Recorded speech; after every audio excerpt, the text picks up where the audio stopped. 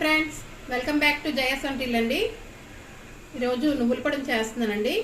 ఇక ఒక కప్ నువ్వులు తీసుకున్నానండి, ఒక స్పూను మినపప్పు అండి, ఒక 10 ఎండుమిర్చి అండి, 2 స్పూన్లు సాల్ట్ అండి, వెల్లుల్లి ఒక 10 ఒలిసి పెట్టానండి, వెల్లుల్లి కొద్ది కరివేపాకు అండి, 1 స్పూను జీలకర్ర.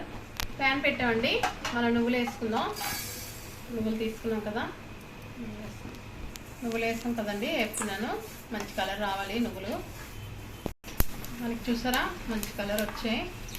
ఇలా వేగాలండి నువ్వులు. మనం నువ్వులు తీసుకున్నాం అండి ప్లేట్లోకి, చల్లారండి.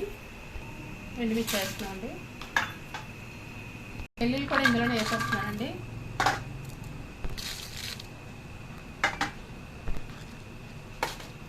జీలకర్ర, వెల్లుల్లి, ఎండుమిర్చి వేసామండి, వేగుతున్నాయి. మనకి వేగిపోయండి వెల్లుల్లి, ఎండుమిర్చి, జీలకర్ర తీసేసుకుంటున్నాం. మినపప్పు వేస్తున్నామండి, వేగిపోయిందండి మినపప్పు.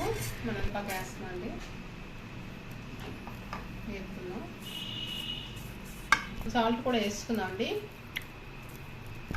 వేగిపోయండి, ఆపేస్తున్నాం స్టవ్. చల్లారాకే మిక్సీ కొట్టాలండి మన నువ్వులు ఇవన్నీ కలిపి. చల్లారిపోయండి, అన్నీ మిక్సీ వేసుకున్నాం. బాగా చల్లారాకే చేయాలండి మిక్సీ. ఆగి చేయాలండి, ఒకేసారి చేయకూడదు. మనకి నువ్వులు కదా, పొడి పొడిగా రావాలంటే ఆగి చేయాలి. చాలా హెల్త్కి మంచిదండి ఇది. మనం నువ్వుల పొడిలాగా వాడచ్చు, ఏదైనా ఫ్రైలోని వేసుకోవచ్చండి. 1 స్పూన్ వేస్తే మంచి టేస్ట్ వస్తుంది. మిక్సీ చేద్దామండి. మిక్సీ చేసామండి, చూడండి.